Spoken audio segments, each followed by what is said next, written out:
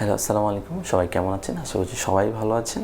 নতুন একটি ভিডিওতে আপনাদের সবাইকে স্বাগত জানিয়ে শুরু করছি আজকের ভিডিও।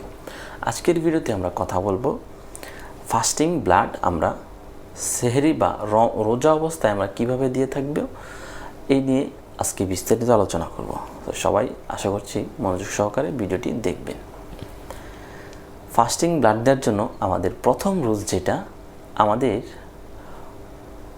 প্রিভিয়াস যে 3 ডেজ এই 3 দিন আমরা কোনো ধরনের অতিরিক্ত মিষ্টি জাতীয় খাবার খাবো না। অবশ্যই নর্মাল ডায়েটে থাকবো।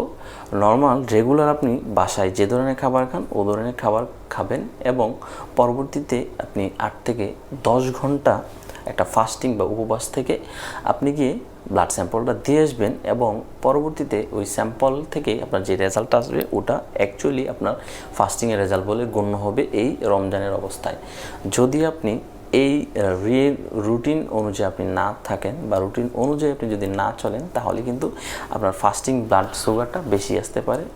ধরেন অনেকেই যেটা ভুল করে, ফাস্টিংয়ের ব্লাডটা কী করে, সেহরি খাওয়ার পরে সকাল 8টা বা 9টার মধ্যে যখন ল্যাব খোলে বা হসপিটাল খোলে তখন গিয়ে ওনারা ফাস্টিংয়ের ব্লাডটা দিয়ে দেয়। অ্যাকচুয়ালি কিন্তু এটা রং, এটা কখনোই করবেন না। যখন আপনি ফাস্টিংয়ের ব্লাড দিবেন অবশ্যই আপনাকে মাথায় রাখতে হবে আপনি যেন 8 থেকে 10 ঘন্টা না খেয়ে থাকেন এবং প্রিভিয়াস যে 3 ডেজ এই 3 দিন যেন আপনি নর্মাল ডায়েটে থাকেন।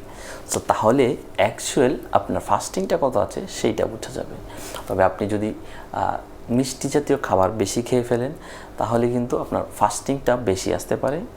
এই প্রিভিয়াস 3 ডে অবশ্যই নর্মাল ডায়েটে থাকবেন বা লাস্ট নাইটে যে খাবার খাবেন তখনও আপনি নর্মাল ডায়েটে থাকবেন। যেমন আপনি রুটিও খেতে পারেন অথবা ভাতও খেতে পারেন, যে কোনোটাই খেতে পারেন। আপনি নর্মালি যেভাবে খাবার খান বা আপনার নর্মাল অভ্যাসের মধ্যে যা পড়ে আপনি ওভাবেই অবশ্যই এই ফাস্টিংয়ের ব্লাডটা দেবেন।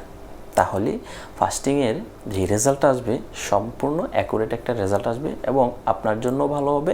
আপনাকে যে ডক্টর দেখবে সেই ডক্টরের জন্য প্রেসক্রাইব করতে অনেক সুবিধা হবে।